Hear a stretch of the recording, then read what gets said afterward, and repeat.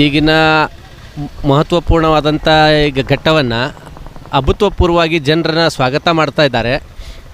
ಅದರ ಜೊತೆಯಲ್ಲಿ ಯಾವುದೇ ಪಕ್ಷಪಾತವಿಲ್ಲದೆ ಸರ್ಕಾರದ ಹಲವು ಲಾಭಗಳನ್ನು ಅರ್ಥಪೂರ್ಣವಾಗಿ ತಾಯಂದಿರಿಗೆ, ವಯಸ್ಕರಿಗೆ ಹಾಗೂ ವೃದ್ಧರಿಗೆ ಮತ್ತು ಯುವಕರಿಗೆ ಈ ಸರ್ಕಾರ ನೀಡ್ತಾ ಇದೆ. ಸಂಬಂಧಪಟ್ಟಂತೆ ಈ ಸೌಲಭ್ಯಗಳನ್ನು ಪಡೆದುಕೊಂಡು ಎಷ್ಟೋ ಜನ ತಮ್ಮ ಜೀವನವನ್ನೇ ಬದಲಾಯಿಸ್ಕೊಂಡಿದ್ದಾರೆ.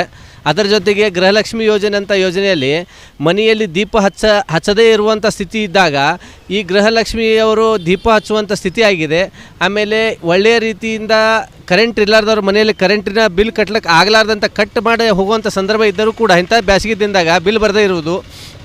ಆಮೇಲೆ 5 ರಿಂದ 10 kg ಅಕ್ಕಿ ಕೊಟ್ಟಿರೋದು. ಹೆಂಗಂದರೆ ಬಡ್ರಿಗಿದು ಹೆಂಗಿದೆ ಅಂದರೆ ಒಂದು ವರದಾನ ಅಂತ, ಅಕ್ಷಯ ಪಾತ್ರೆ ಇದ್ದಂಗೆ ಈ ಸರ್ಕಾರ ಅಂದರೆ ಅಕ್ಷಯ ಪಾತ್ರೆ ಸರ್ಕಾರ ಇದ್ದಂಗೆ ಎಲ್ಲ ರೀತಿಯ ಸೌಲಭ್ಯಗಳನ್ನು ಬಡವರಿಂದ ಹಿಡ್ಕೊಂಡು ಶ್ರೀಮಂತರ ತನಕನೂ ಕೂಡ ಈ ಸೌಲಭ್ಯಗಳನ್ನು ಪಡೀತಾರೆ.